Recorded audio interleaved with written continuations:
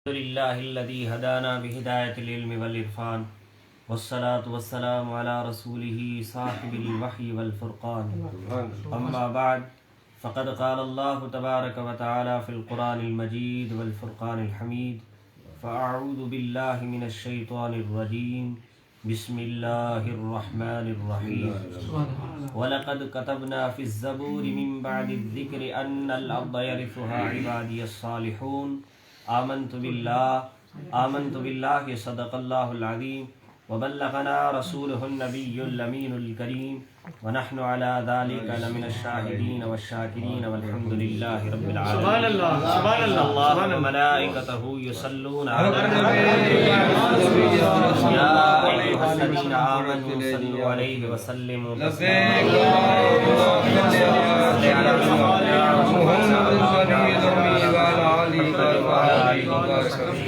वसल्लिम। ए मज़हरे नूरे खुदा बलगल उला बिकमालिही, ए मज़हरे नूरे खुदा बलगल उला बिकमालिही, मौला अली मुश्किल कुशा कशफत तुजा बिजमालिही, हसनैने जाने फातिमा हसनत जमीउ खिसालिही, यानी मुहम्मद मुस्तफा सल्लल्लाहु अलैहि वसल्लम। नबी जी का है तुझ पे प्यार या महबूबे सुबहानी, अली के हो दिल और दिलदार या महबूबे सुबहानी। चिरागे दूदे माँ अहले बैते मुस्तफ़ा तुम हो, मुनव्वर तुमसे है घर बार या महबूबे सुबहानी। गुले बागे अली हो, गुले बागे अली हो, समर का जिल हुसैनी हो, हसन के तुम हो, हसन के तुम हो बरखुरदार या महबूब।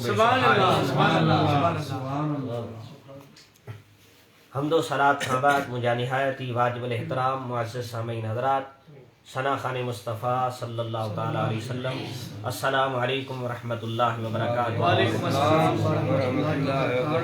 प्यारन जी महफिल में अचण ये इंसान जे पंहिंजे वस जी ॻाल्हि नाहे, बल्कि उन जे ज़िक्र ॿुधण जे लाइ उहो ई ईंदो आहे जंहिंखे पंहिंजो ज़िक्र उहो ॿुधाइणु चाहींदो आहे।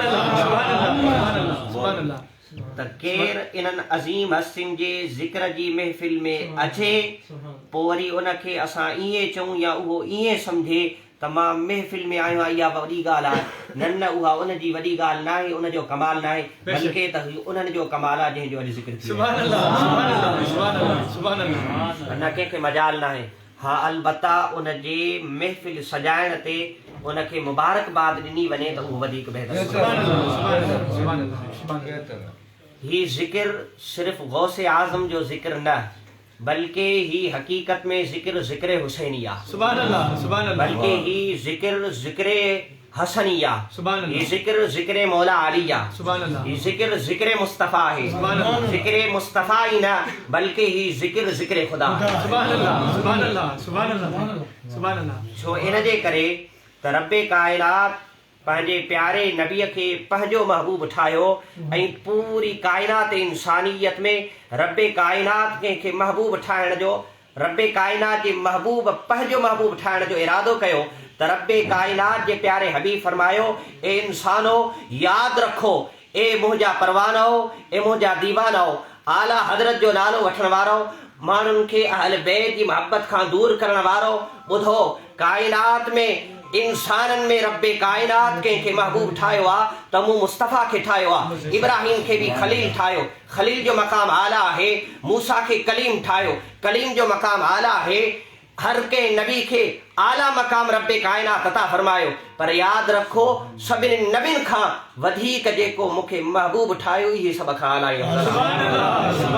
पर जंहिं वक़्तु मां कंहिंखे महबूब ठाहिण जो इरादो कयो त जेके बि मुंहिंजा उम्मती आया आका करीम अलैहिस्सलातु वस्सलाम हजरत अबू बकर जो मकाम आला उनके सिद्दीकियत जो लक़ब अता फरमायो, उनके सिद्दीकत वारो मकाम अता फरमायो, उमर के फारूक वारो लक़ब अता फरमायो, उस्मान के ज़ुन्नूरैन जो लक़ब अता फरमायो, हर सहाबी जो दर्जो आला। लेकिन आका करीम फरमायो सिद्दीक जो दर्जो बिल्कुल आला है, पर मां के महबूब ठाण चाया थो पो बुधो अगर मुंजो के महबूबा त मुंजो महबूब मौला अलीया, महबूब हसना, मुंजो महबूब हुसैना, मुंजी महबूब फातिमा है। हाणे पाण तमाम वञी फर्क उन्हनि जे अज़मतुनि में पाण सम्झो त महबूब जो आला कहिड़ो मक़ाम है। फर्क नथा करण चाहियूं ऐं फर्क बि न आहे सहाबा का बि ज़रूरत न आहे। मुस्तफ़ा जा उहे परवाना ऐं असां उन्हनि जा परवाना। हज़रत अबू बकर जो अदब आहे, हज़रत उस्मान जो अदब आहे, हज़रत सैयदना उमर फारूक जो अदब आहे, हर रसूलुल्लाह जी सहाबीअ जो अदब लाज़मी आहे, ज़रूरी आहे, ज़िक्र ख़ैर ज़रूरी आहे। पर इंसान जे दिल जे मथां कंहिंजो बि वस न आहे हलंदो। रब्बे काइनात कंहिंजे दिल में अगर अबू बकर जी वधीक मोहब्बत विधी तो उनजी उहा रब जी मर्ज़ी आहे। कंहिंजे दिल में उमर फारूक जी वधीक मोहब्बत विधी रब जी मर्ज़ी आहे। कंहिंजे दिल में हज़रत उस्मान जी मोहब्बत विधी रब जी मर्ज़ी आहे, छो जो दिल जे मथां कंहिंजो इख्तियार न आहे।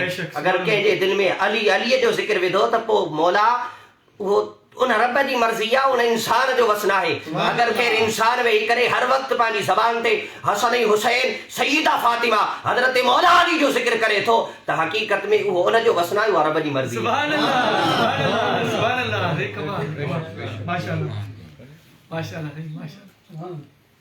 असां ज़िक्र नथा कयूं, उहो रब असांजी ज़बान तां उन्हनि हसन जो ज़िक्र जारी कराए थो। जेकॾहिं तोखे एतिराज़ करिणो आहे अली अली ते त पोइ रब ते वञी एतिराज़ कर त उहो असांजी ज़बान तां छो थो जारी करे।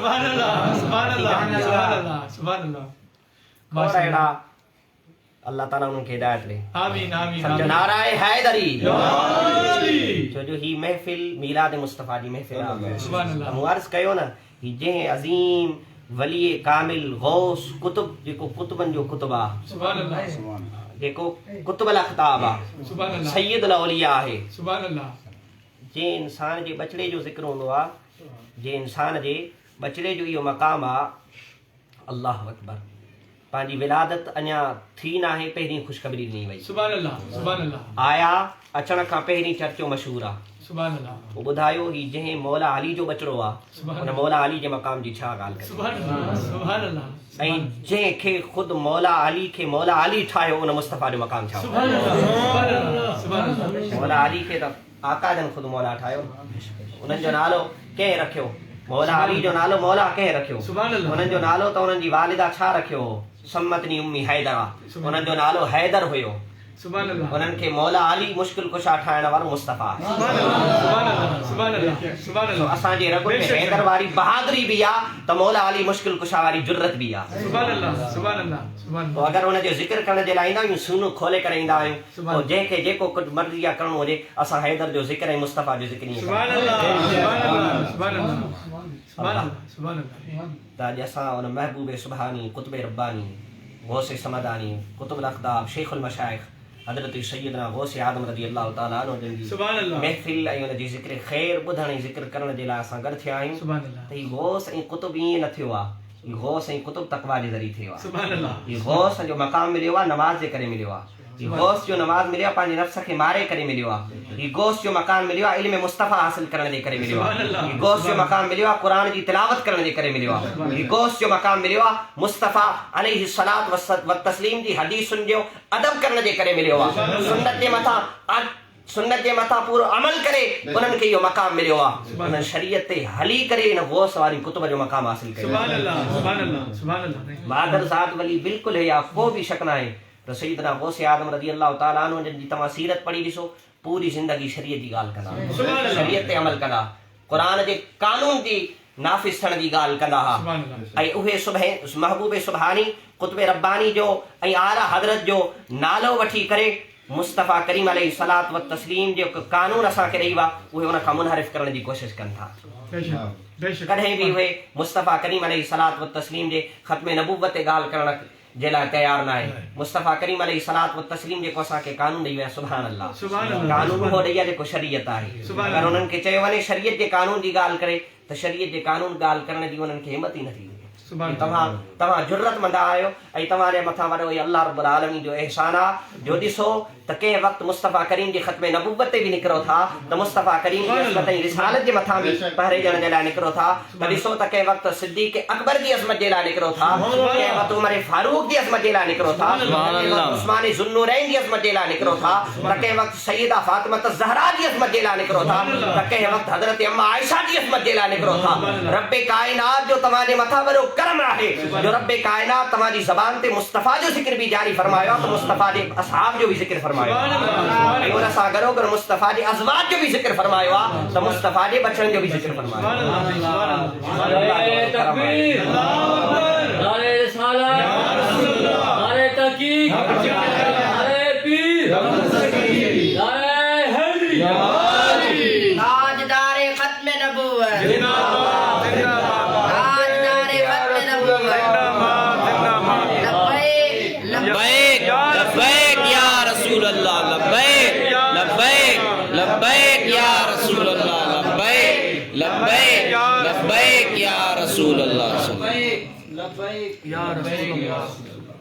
सैयदना गौसे आज़म रज़ी अल्लाह ताला अन्हु जन में फैज़ हुसैनी भी आ त फैज़ हसनी भी आ, फैज़ मुर्तज़वी भी आ त फैज़ फातिमा भी आ, त उन सां गॾोगॾु फैज़ मुस्तफ़ा भी आ।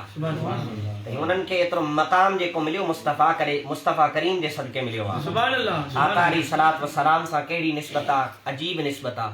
हुज़ूर जन जी जंहिं वक़्तु विलादत अञा थी न आहे, हुज़ूर जन जी विलादत खां पहिरीं मुस्तफ़ा जो ज़िक्र ईअं ई आला हुयो, अफ़ज़ल हुयो, बुलंद हुयो, हर कंहिं जी ज़बान ते हुयो। ऐं ही अहिड़ी तरह मुस्तफ़ा करीम जे हिन शहज़ादे गौसे ज़मा जो ज़िक्र बि जारी सारी। हुज़ूर जी विलादत थियण वारी आहे त नबीन अची करे ख़ुशख़बरी ॾिनी आहे हज़रत अम्मा आमिना खे त जंहिं वक़्तु हज़रत मौला अली जो बचड़े जी विलादत थियण वारी आहे त वलीन अची करे मुस्तफ़ा करीम अलैहिस्सलातु वस्सलाम जे बचड़े जी बिशारत ॾिनी आहे। आका करीम जी विलादत जी ख़ुशी रब्बे कायनात इन अंदाज़ में मल्हाई त रब्बे कायनात पूरी कायनात अर्ज़ में यानी कि दुनिया जी कायनात में सभिनी खे पुट जी औलाद अता फरमाई। ऐं जंहिं वक़्तु महबूब सुबहानी पैदा थिया त रब्बे कायनात बगदाद में हर औरत खे पुट जी औलाद अता त अज़ शराब गौसे आज़म गुलशन व गुलजार मस्त, शाखो मस्त मेवा मस्त, बुजुर्ग मस्त बार मस्त, शहर मस्त खाना मस्त, कूचा व बाजार मस्त, दर लिबास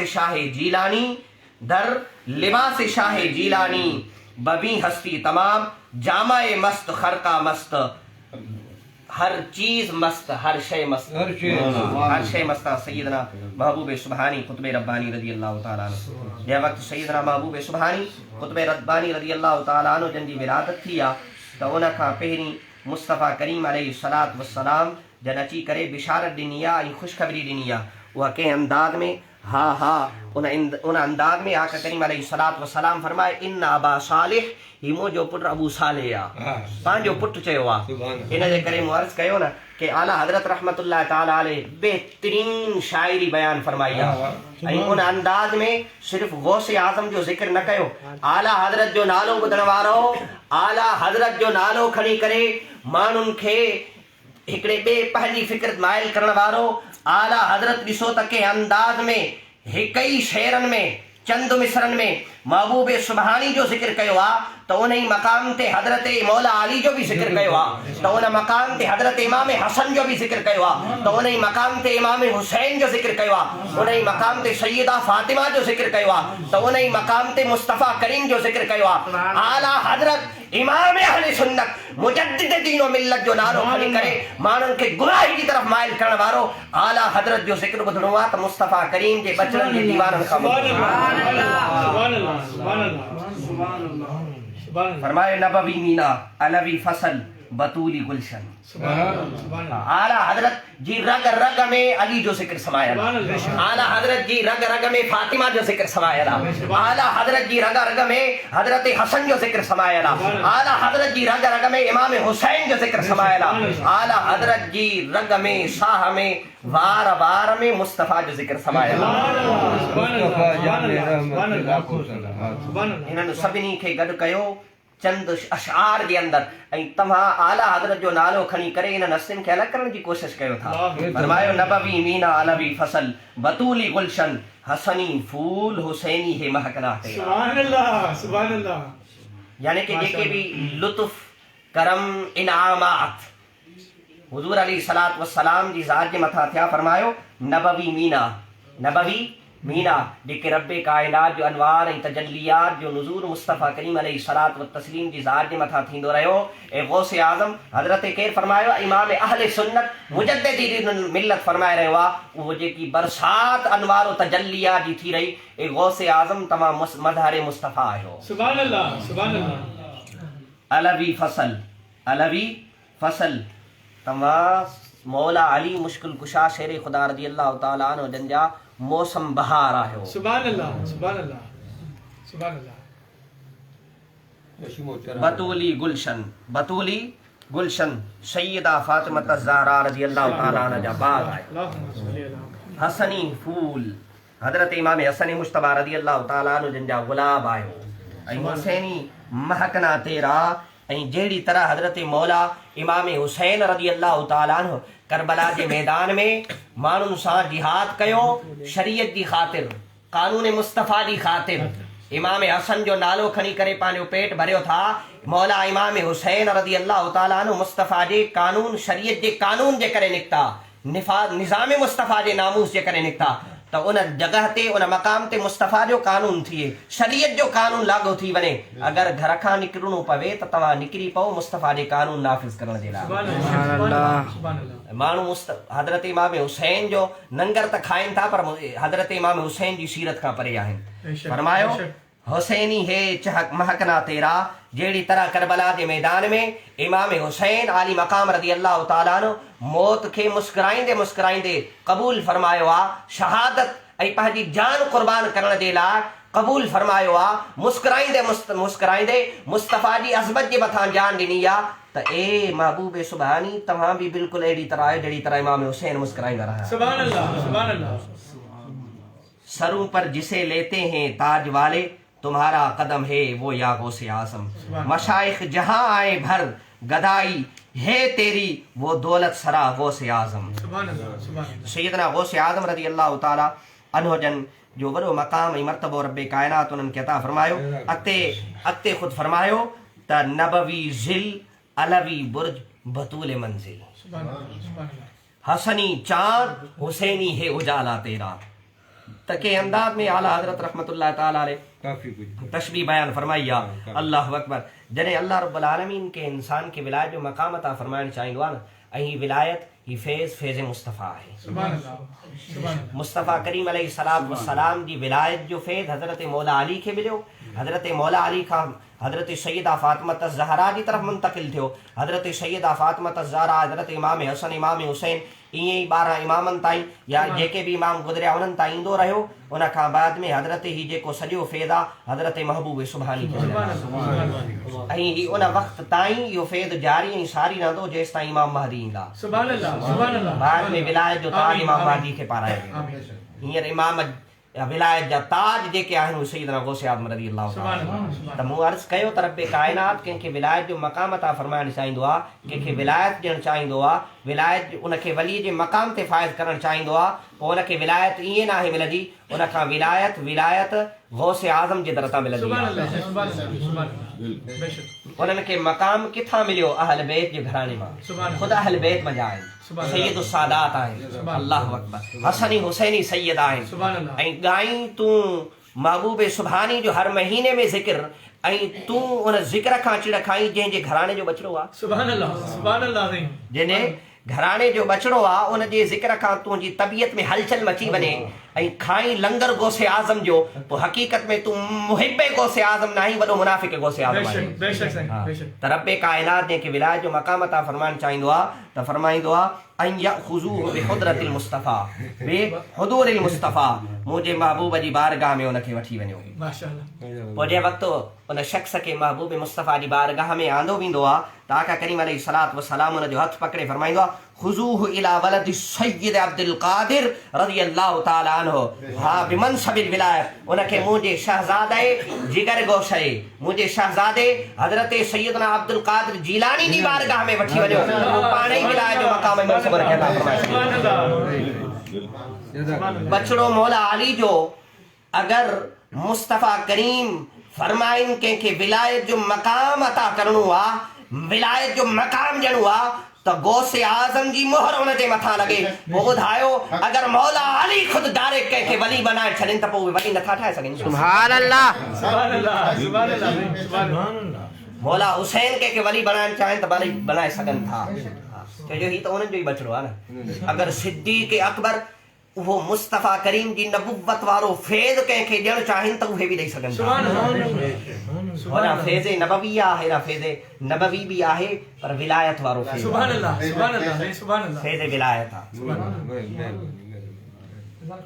हज़रत सैयदना गौसे आज़म रज़ियल्लाहु ताला अन्हु जन जे हवाले सां केतिरी रिवायतूं अचनि थियूं पाण के अंदाज़ में कंहिं तरीक़े सां उहे ऐं पाण ख़ुदि फरमायूं अन नाइब रसूलिल्लाह सल्लल्लाहु अलैहि वसल्लम दुनिया ते मुस्तफ़ा करीम जो नाइब आहियां। जेकी मूं आयत करीमा तिलावत कई मां उन जी तरफ़ अचां थो। अल्लाह रब्बुल आलमीन कुरान पाक में इरशाद फरमायो वलक़द कतबना फ़ी ज़बूर मिन बअदि ज़िक्र अन्नल अर्द यरिथुहा इबादियस सालिहून। सुभान अल्लाह सुभान अल्लाह। बता तहक़ीक़ असां लिखी छॾियो छा में वलक़द कतबना फ़ी ज़बूर ज़बूर में सुभान अल्लाह मिन बअदि ज़िक्र नसीहत खां बाद में अन्नल अर्द यरिथुहा इबादियस सालिहून। ए बे मकाम पे रब्बे कायनात फरमाए इन्न लिल्लाहि यरिथुहा ये जेकी ज़मीन आहे उहा अल्लाह रब्बुल आलमीन जे लाइ आहे। ये ज़मीन वो वारिस ऐं वो वाली वो मालिक वो ख़ुद अल्लाह रब्बुल आलमीन आहे। ही पूरी कायनात रब्बे कायनात जी कुदरत में आहे। ही जेको कुझु आहे उहो सभु रब्बे कायनात जो आहे। सभु कुझु उन जे मथां उन जो ई हुकुम हली रहियो आहे। पर रब्बे कायनात फरमायो इन्न लिल्लाहि इन्नल अर्द यरिथुहा इबादियस सालिहून। पर रब्बे कायनात अगर चाहे त के इंसान खे हिन ज़मीन जो वाली मुक़रर करे ही ज़मीन उन जे कब्ज़े में करे छॾे ही ज़मीन उन खे अता फरमाए छॾे पोइ जेको तसर्रुफ़ उहे करणु चाहिनि त उहे तसर्रुफ़ करे सघनि था। त मौला तुंहिंजा बाना आहिनि केॾा हा हा तव्हां मुंहिंजा बाना न ॾिठा उहो कंहिं वक़्तु ॾिसंदव त मुस्तफ़ा करीम जी सूरत में तव्हांखे नज़र ईंदो कंहिं वक़्तु ॾिसंदव त हज़रत अबू बकर सिद्दीक़ जी नज़र में ईंदो कंहिं वक़्तु ॾिसंदव हज़रत उमर फारूक जी नज़र में ईंदो कंहिं वक़्तु ॾिसंदव हज़रत उस्मान गनी जी सूरत में ईंदो कंहिं वक़्तु ॾिसंदव त मौला अली जी शकल में ॾिसंदव कंहिं वक़्तु ॾिसंदव हज़रत अबू ज़र ग़िफ़ारी जी सूरत में ॾिसंदव त ही जेके बि मुस्तफ़ा करीम जा सहाबा उहे सिर्फ़ सहाबा उहे विलायत जे आला मक़ाम ते बि फ़ाइदा आहिनि। त गोया रब्बे कायनात फरमाए इन्नल अर्द यरिथुहा इबादियस सालिहून रब्बे कायनात तमाम सहाबा के न ज़मीन जो वारी ऐं वारिस मुक़रर सुभान अल्लाह सुभान अल्लाह सुभान अल्लाह सुभान अल्लाह। जो हुज़ूर अलैहिस्सलातु वस्सलाम खुद फरमाया न उतीतु खज़ाइन मफ़ातीहिल अर्द आका करीम फरमाए न पूरे ज़मीन जूं खज़ाननि जूं चाबियूं मुस्तफ़ा खे अता कयूं वयूं सुभान अल्लाह सुभान अल्लाह सुभान अल्लाह। पोइ जंहिंखे मुस्तफ़ा करीम जो फैज़ हुजे वो अर्ज़ कयो न ही सभु कुझु अल्लाह रब्बुल आलमीन जो आहे सुभान अल्लाह। रब्बे कायनात जंहिंखे चाहिनि जंहिं मक़ाम ते चाहिनि उनखे उन ज़मीन जो वाली बनाए छॾींदो सुभान अल्लाह सुभान अल्लाह सुभान अल्लाह। कंहिं वक़्तु रब्बे कायनात कंहिंखे बगदाद वारी सरज़मीन जो वाली बनाईंदो आहे त कंहिंखे लाहौर वारी सरज़मीन जो मालिक बनाईंदो आहे त कंहिंखे लाल कलंदर ठाहे छॾींदो आहे त कंहिंखे महबूब सुभानी ठाहे छॾींदो आहे त कंहिंखे रोज़े धनी ठाहे छॾींदो आहे कंहिंखे शाह अब्दुल लतीफ़ भेटाए ठाहे छॾींदो आहे त कंहिंखे शाह सखी अब्दुल वहाब ठाहे छॾींदो आहे त इहो महबूब सुभानी जो वचड़ो आहे।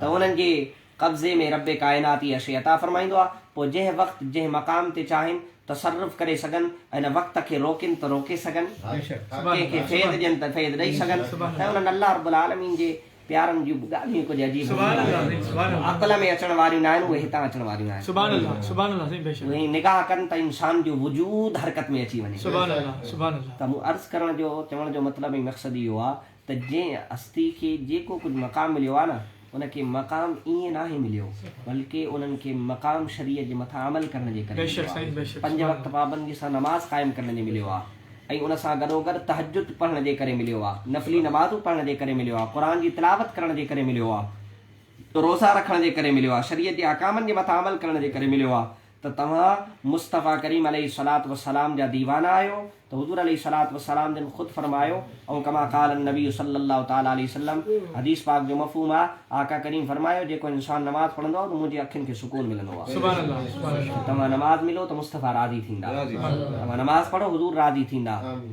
ग़रीबनि जी मदद कयो, मिस्कीननि जी मदद कयो, हक़ ॻाल्हायो, सच ॻाल्हायो। सैयदना गौसे आज़म रज़ी अल्लाह ताला अन्हु जन जी पूरी सीरत हक़ ऐं सदाक़त जे निशानी आहे। मुस्तफ़ा करीम जी सभु सहाबनि जी पूरी ज़िंदगी ॾिसो, सभु जो सभु सदाक़त जी निशानी आहे। उन्हनि जा असां दीवाना आहियूं, मुहबत करण वारा आहियूं, त असांखे हमेशह सच ॻाल्हाइणु घुरिजे ऐं बेहयाई बुराई बुछड़ाई वारे माहौल खां परे रहणु घुरिजे। नेक सालिहीन जी सोबत इख्तियार करणु घुरिजे ऐं झगड़नि खां, झेड़नि खां, फसाद खां इंसान परे रहे। नाइंसाफ़ी खां, मकर ऐं फ़रेब खां, ठगी खां, धोखे खां, इन्हनि सभिनी शयुनि खां परे रहे।